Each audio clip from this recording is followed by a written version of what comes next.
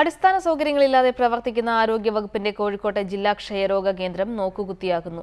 ചോർന്നൊലിക്കുന്ന കെട്ടിടത്തിൽ പ്രവർത്തിക്കുന്ന ക്ഷയരോഗ കേന്ദ്രത്തിന്റെ ചുറ്റുഭാഗവും ഇപ്പോൾ കാടുമൂടിയ അവസ്ഥയിലാണ്. കുതിരവട്ടത്ത് ഇങ്ങനെയൊരു കേന്ദ്രമുള്ളത് നാട്ടുകാർക്ക് പോലും അറിയില്ലെന്ന് ജീവനക്കാർ തന്നെ തുറന്നു സമ്മതിക്കുന്നു.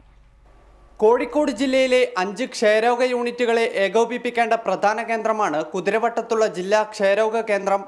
1975 പ്രവർത്തനം ആരംഭിച്ച ജില്ലാ ക്ഷയരോഗ കേന്ദ്രത്തിന്റെ ഇപ്പോഴത്തെ അവസ്ഥ കാണുക.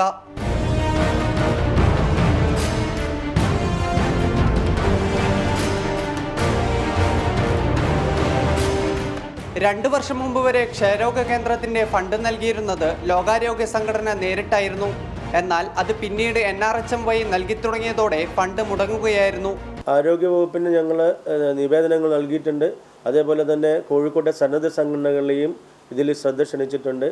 ഇതിൻ്റെ പരിസരവും അതേപോലെ തന്നെ ഈ ക്ഷയരോഗ കേന്ദ്രം എന്ന പേര് തന്നെ കുറച്ചുകൂടി പുതിയ രീതിയിൽ ജില്ലാ TB സെൻറ്റർ അല്ലെങ്കിൽ എന്നതിൽ വ്യത്യസ്തമായി ഒരു ചെസ്റ്റ് ഡിസീസ് സെൻറ്റർ എന്ന രീതിയിലേക്ക് മാറ്റുവാൻ വേണ്ടി ഞങ്ങൾ നിവേദനം നൽകിയിട്ടുണ്ട്. ആശുപത്രിയുടെ മേൽക്കൂരയുടെ അവസ്ഥയാകട്ടെ മഴയും വെയിലും ഒരുപോലെ ആസ്വദിക്കാവുന്നതും. ചോർന്നൊലിക്കുന്ന ഇതേ ഹാളിൽ തന്നെയാണ് ലാബ് ഉപകരണങ്ങൾ ചാക്കിൽ കെട്ടി സൂക്ഷിക്കുന്നതും. മാലിന്യ സംസ്കരണത്തിന് വഴിയില്ലാത്തതിനാൽ കേന്ദ്രത്തിൽ നിന്നും പുറന്തള്ളുന്ന മാലിന്യങ്ങൾ കത്തിക്കുന്നതും ആശുപത്രി വളപ്പിൽ നിന്ന് തന്നെ.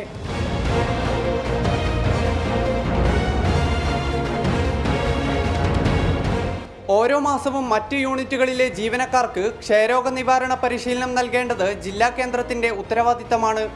എന്നാൽ ഫണ്ടിന്റെ കുറവും അടിസ്ഥാന സൗകര്യങ്ങൾ ഇല്ലാത്തതും ഡോക്ടർമാരെ വലക്കുകയാണ്. ക്യാമറമാൻ അരുൺ മാത്യുവിനൊപ്പം V. നസീബ്, റിപ്പോർട്ടർ, കോഴിക്കോട്.